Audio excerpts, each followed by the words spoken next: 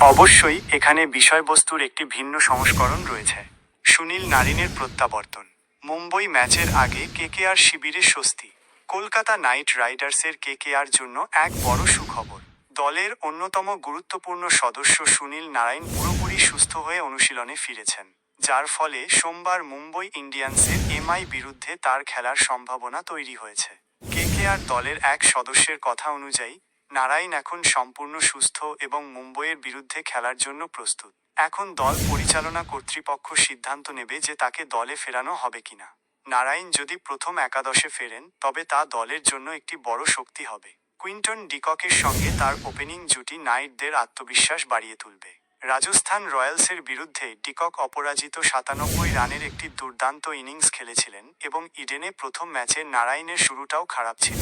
ওয়াংখেড়ে স্টেডিয়ামে নারাইন যদি তার ব্যাটিং দক্ষতা দেখাতে পারেন, তবে হার্দিক পান্ডিয়াদের জন্য কঠিন পরিস্থিতি তৈরি হতে পারে। গত ম্যাচে নারাইন অসুস্থতার কারণে খেলতে পারেননি। তার পরিবর্তে দলে আসা মঈন আলী বল হাতে সাফল্য পেলেও ওপেনার হিসাবে ব্যর্থ হন।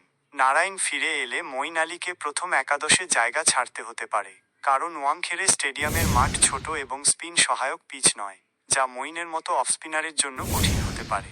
শনিবারের অনুশীলনে নারাইনকে বড় শট মারার প্রস্তুতি নিতে দেখা যায়। আন্দ্রে রাসেলও পাশের নেটে ছক্কা মারার অনুশীলন করছিলেন।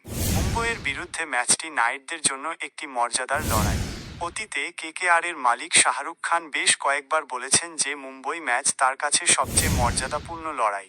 2012 সালে মুম্বইকে হারানোর পর শাহরুখ ওয়াংখেড়ে স্টেডিয়ামে উৎসব করতে চেয়েছিলেন, কিন্তু নিরাপত্তারক্ষীদের বাধার কারণে তা সম্ভব হয়নি। সেই ঘটনার পর বেশ কয়েক বছর শাহরুখের ওয়াংখেড়েতে প্রবেশ নিষিদ্ধ ছিল। তাই মুম্বইয়ের ঘরের মাঠে তাদের বিরুদ্ধে নাইটদের ম্যাচ সবসময়ই উত্তেজনাপূর্ণ থাকে।